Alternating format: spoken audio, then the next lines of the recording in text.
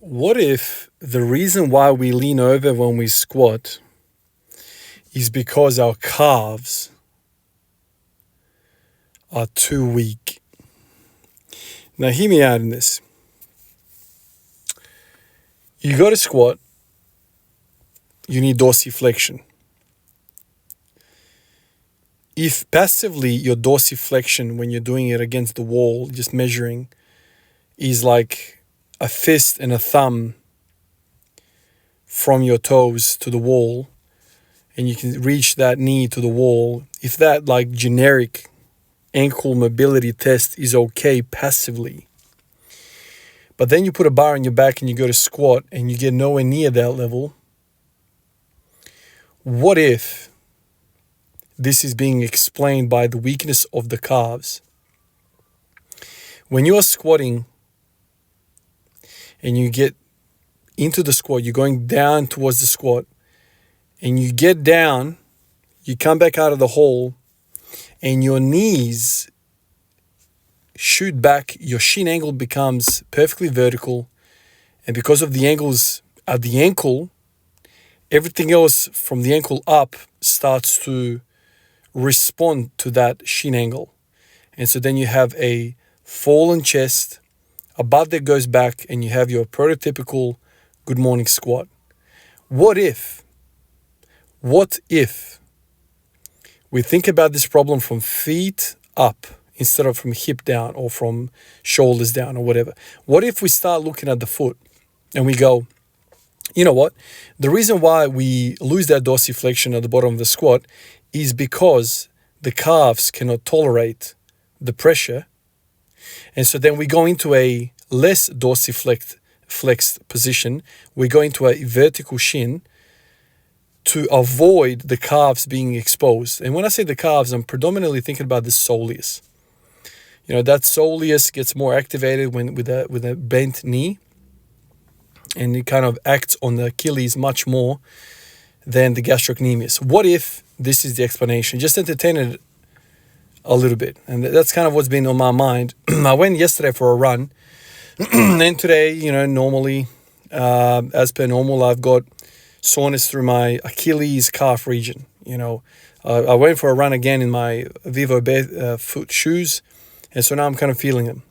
And I go into the squat today, and I'm doing the belt squat, and I'm feeling my freaking calves, the Achilles, like I can feel the dorsiflexion. Everything's very, very sore. And I'm thinking to myself, so what would the body want to do right now for me if it's wanting to avoid activating the calves, something that is sore? So what is the movement pattern going to look like if we are trying to squat and avoid a lot of activation from the calves? It would look like a good morning squat, wouldn't it? Because a more dorsiflex position will recruit more calves. If you were to squat with a lot of pressure in the ball of your foot, more calves. If you squat with more heel pressure, less calves. It just makes sense, right? Imagine if you were to squat, I don't know how to explain this. If you were to put a 2x4 on the floor and you put your heels up onto this 2x4, and then you put a couple more 2x4s, so you really elevate. So your toes cannot touch the ground. So your heels are resting on this platform, but the rest of your foot isn't. So the only contact with the floor that you have is your heels. And then you go into a squat. What does that look like? What does it look like when you cannot do anything with the calves? It makes me think. As my feet have deteriorated in strength simply from not playing basketball, not playing field sports, not running around, my feet have, and I've talked about this many times before, they've gotten weaker. It's simple as that. I am much, much more weaker now through the knee down musculature than I was previously. I used to run a lot. Man, I used to run like, I don't even know, at least 20 Ks a week. You know, if I think about it, for years. Playing basketball, playing soccer, all that stuff. Like that's probably the understatement how much I would run. You run a lot, right? You play every single day, then you go for jogs over the weekend. Like it's a lot. And now, obviously, I don't do that. And I've got very, very strong knee up. So my quads, hamstrings, glutes, hip flexors, back, all of that stuff is much stronger from the barbell. But I'm not running. I'm not being athletic.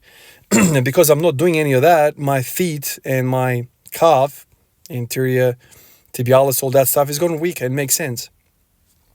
But maybe now it's going to a point where it's actually restricting me, my movement, and now it's impacting my movement pattern when it comes to muscle recruitment from knee up. It's just an interesting thought. I thought I'd share it with you guys, but that's been on my mind. What if? What if? Might not be true, but what if? Could that be an explanation? Appreciate you guys. I'll catch you in the next one. Peace out.